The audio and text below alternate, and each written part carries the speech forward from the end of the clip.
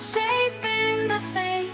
Investors and dreamers open the gate. Supercross stands loud, proud, and true, building tomorrow for me and you. Welcome, everyone. We've got a fun episode today. We've got a guest from Great Britain with us. David Tamale-Sali is the founder of OK Doctor. So stick around. We're going to have a little bit of an unusual conversation. You don't want to miss this one. David, welcome to the show. Thanks for having me, Devin. Well, it's an honor and a privilege. We appreciate you making time for us. I look forward to learning more about OK Doctor. Uh, I think, though, the foundation for a OK Doctor comes from your career. Would you mind just taking a minute to kind of recap your unusual career? Yeah, sure, Devin. Well, it's started when I was a kid, and the plan was supposed to be go to school, become a doctor, and then I could do whatever I wanted. That was the deal my dad made with me. And along the way, I got kicked out of my third year in med school in 2003, working in a doctor's surgery, working various different jobs. Um, uh, got married, had kids, moved to Uganda, got blackmailed into going back to med school by my dad, left med school during COVID, a whole bunch of things that were not part of the original plan of just go to school, be a doctor, and then figure out what I wanted to do. But along the way, the different experiences that I had, um, working in a surgery, working as a porter, work just things I'd not even imagined, gave me insights that led me to, I think, how we connected over me reaching out about the Project Medic SOS book. But it's not something that I planned, but that's the path that I ended up on. Um, yeah, that's it in a nutshell. I mean, you can talk more Yeah, if you like. it's a fascinating career trajectory. So you've launched OK Doctor, and what's the mission of OK Doctor? So initially, I started it when I was on a placement in Uganda during my second or third year, part two. And I thought, all right, there's some issues I was seeing with the healthcare system and questions I would ask in class, and the teachers would say, no, the lecturers would say, no, don't ask questions, just get through the program. So I started thinking, right, I could set up an app, it could be OK Doctor, but it turned more into the the counseling I was giving to frustrated doctors around the world in private forums and email. It turned into a blog for sharing those ideas, having those conversations, sharing things that just wouldn't fit in any other context. There wasn't space to have those conversations. And then it just kind of grew from there, where I would just have doctors would say, how do I do such and such? And having gone through med school, been kicked out of med school, and then figuring out life as a not doctor, but you've already poured in the hours, I was sharing just the experiences and thoughts that I'd had, just sort of like a breadcrumb trail, hoping it'd be useful to people. So the mission is to just empower specifically medics who's been told that their lives mission is to be a medic, and then if they're not a medic, they don't know what what's their identity. It's to give them as a way to figure out what their identity is, separate from medicine. They are people before they are a profession. Yeah, it's a fascinating situation. I imagine that there are plenty of doctors who are happy, but many in the medical profession, nurses, doctors, and others that are frustrated to varying degrees. What are some of the stories you hear about that frustration in those careers? There are frustrations around admin. There are frustrations around work hours. There are frustrations around not feeling fulfilled. There's a lot of, the tragic ones are ones where doctors have committed suicide because they've not felt able to just express themselves as human beings, freedom to just be a patient because of how it would jeopardize. And I know that there's I think Dr. Pamela White in the States, I've connected with her, and she runs a suicide line. So this isn't something easily talked about, but it amongst the doctors, and it doesn't take away from the ones who are enjoying it, but it doesn't take away from those who aren't enjoying it as well. It's yeah, a fascinating situation. I think in part one of your underlying theses, an underlying premise, is that the business and practice of medicine would be enhanced by getting the people out of the practice who don't want to be there. Am I understanding that correctly? Yes, you are. It's, I think, any system built upon one person being dependent on the other. Sort of, if you think like a marriage, the healthiest marriages are the ones where the people are not codependent on each other, but where they choose to be with each other. And I've seen that not just in medicine, but seen it in different situations where there are people who are doing something because they feel they have no other option. I think the healthcare system is, I think I told you that it was inspired really hearing the story about Ted Turner and the buffalo, where I was reading about how the buffalo was about to be extinct, and his solution was encourage people to eat the buffalo to save it. And the logic was that if people thought that buffalo was tasty, then they'd want to eat it, and then all the structures that go into supply and demand would kick in to protect this animal, saying there's a market for you, so we're going to protect you. So it was seeing that if we have a healthcare, which is sort of like a volunteer firefighter service, where you have doctors who are healthy, fulfilled, they don't need to be there, then they're able to make objective decisions. They have a life that sustains them, but they're not frustrated by the bureaucracy because they have another option. Zappos did this very well, where any person who used to join Zappos would go through the training, and at the end they'd pay them, I think, $2,000, $5,000 not to work at Zappos, because they knew the financial impact of having the wrong people in their culture. And I think with the healthcare system, I think as a start, if you have people you don't allow them to join in if they don't have the financial, emotional, spiritual means to be independent of the thing they're coming into, that would guard against burnout, but it would mean that you have healthy people administering healthcare to the patients. That's the thesis behind it, that you shouldn't be forced to do something in order to be sustained in it.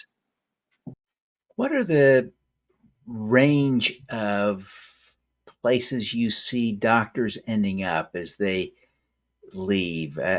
What careers are they often moving to, or do you see a pattern? I noticed that many of them will.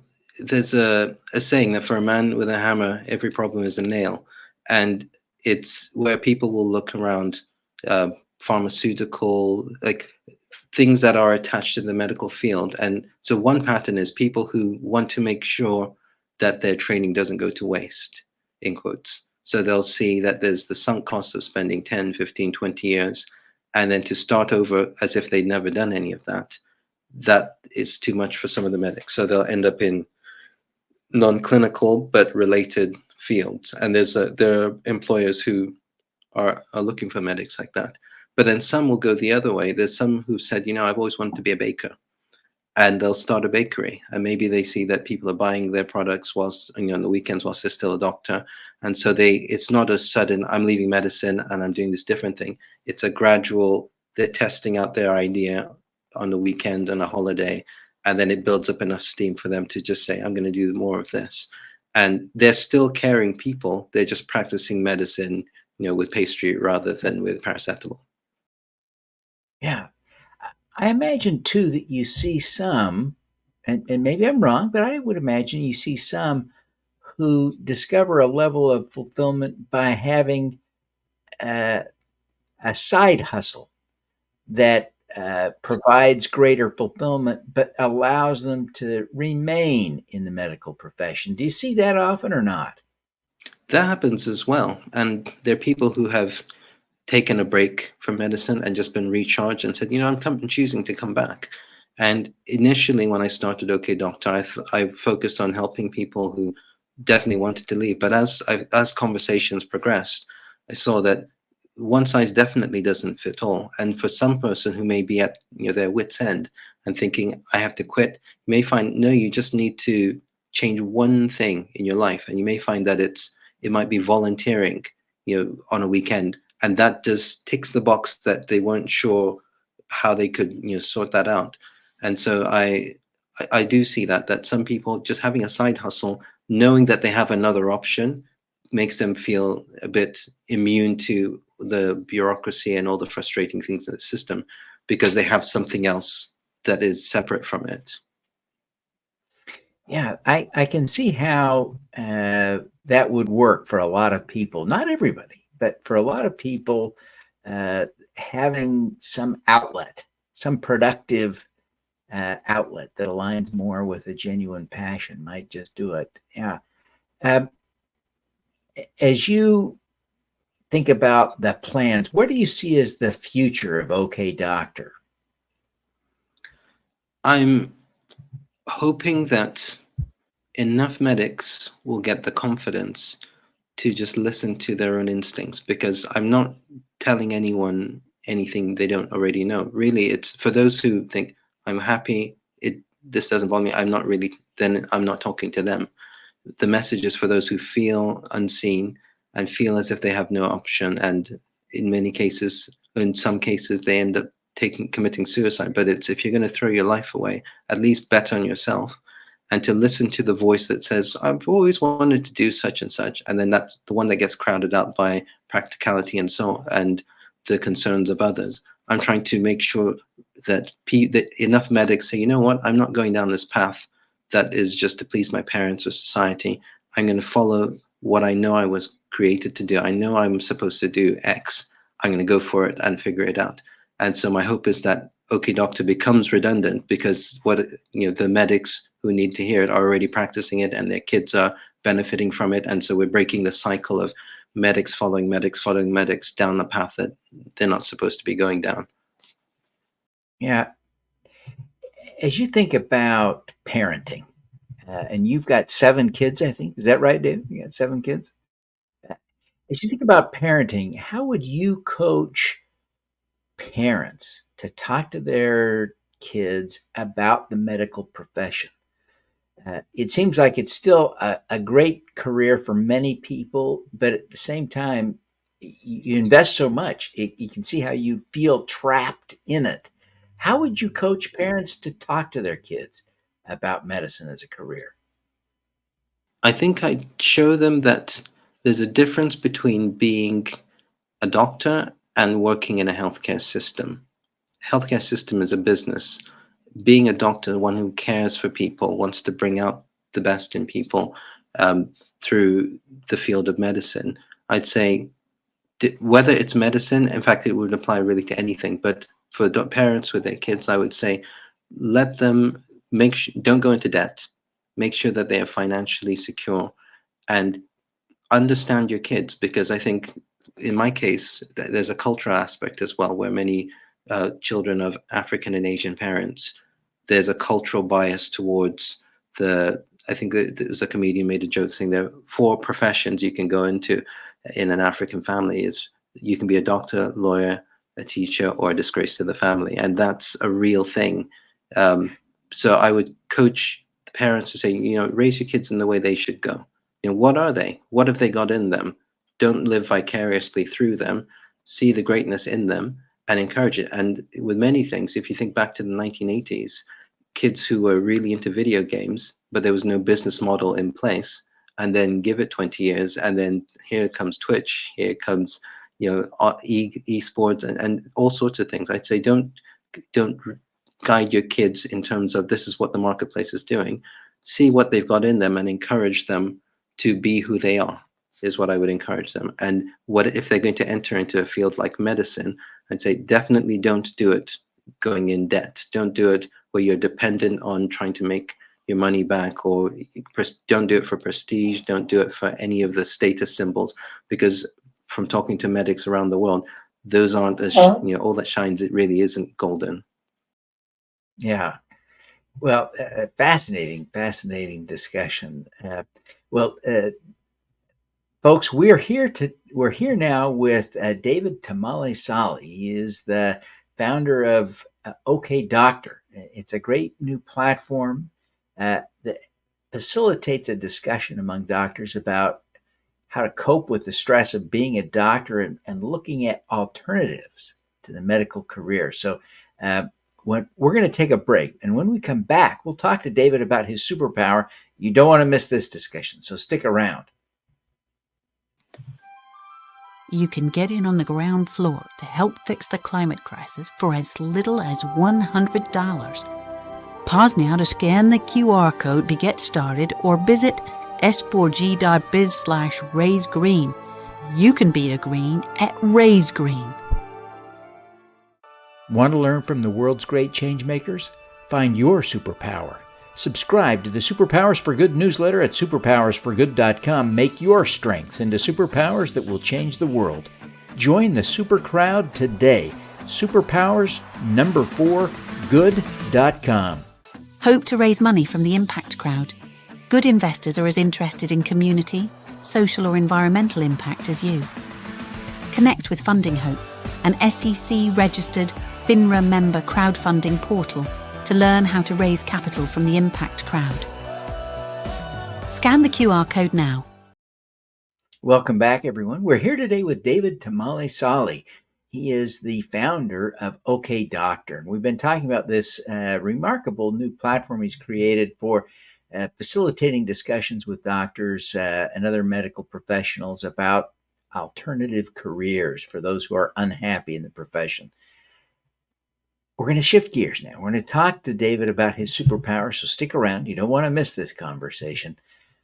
David, this is a remarkable thing that you're doing, and you've had a remarkable career punctuated by the birth of 7 children. You're a father, a parent.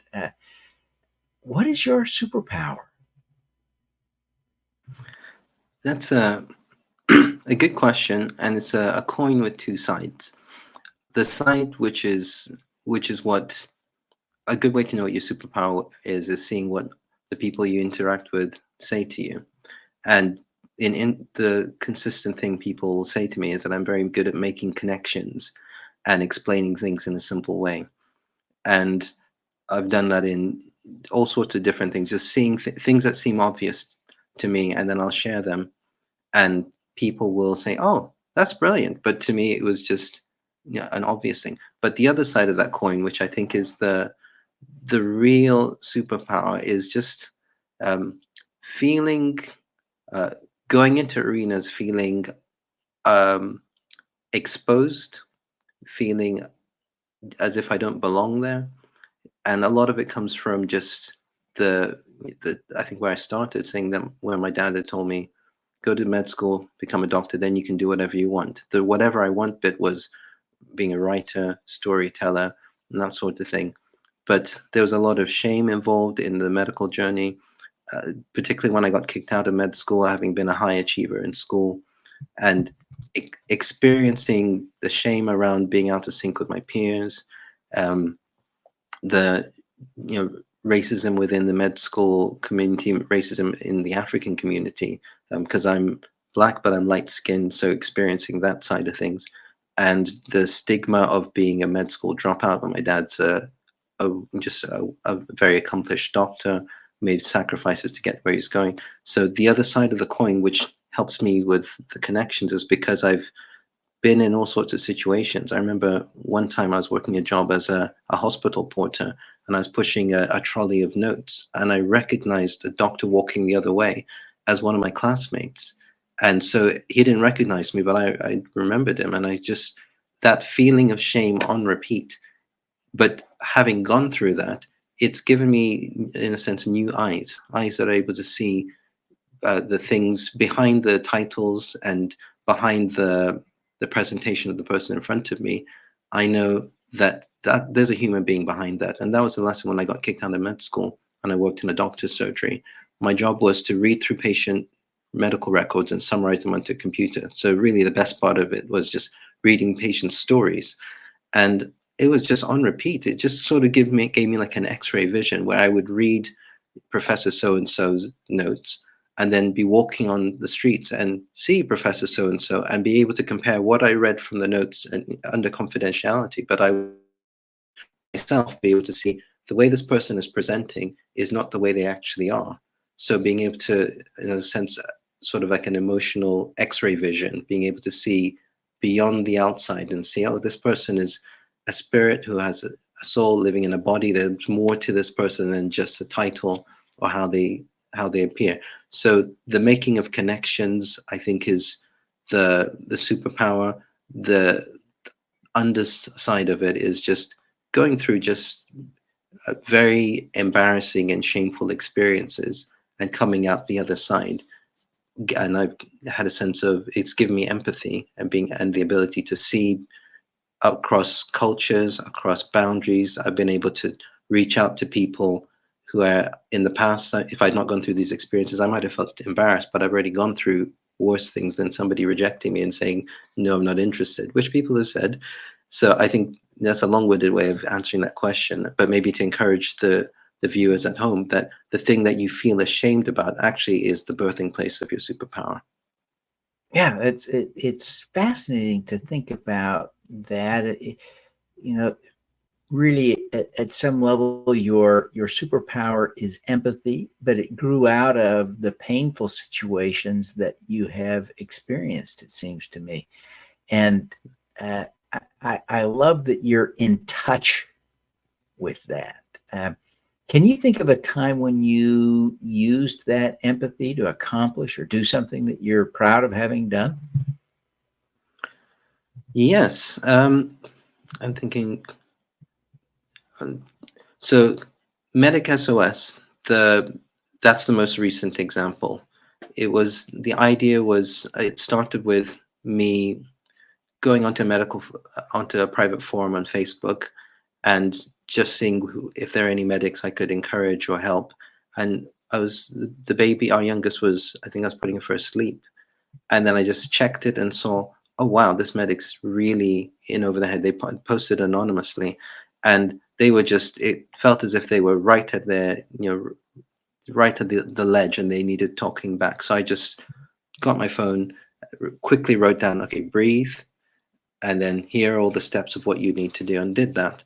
And that comment got maybe 10 likes, 16 likes, but there was a positive response. But most importantly, that medic responded to that very positively.